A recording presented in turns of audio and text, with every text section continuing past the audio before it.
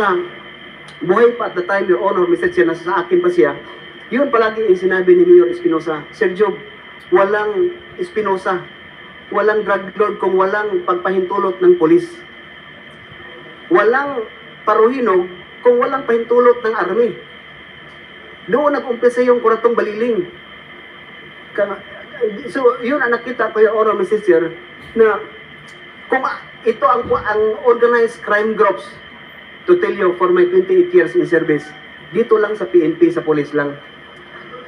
Kung maski gusto pa ng mayor, congressman, gobernador, kung gusto pa nila, kung ang police stand like a brave stick to implement the rule of law, walang magawa ang politician.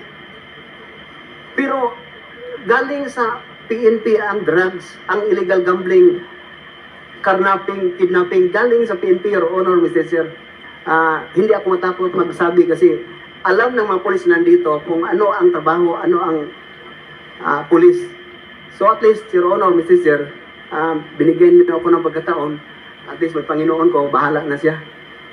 Okay.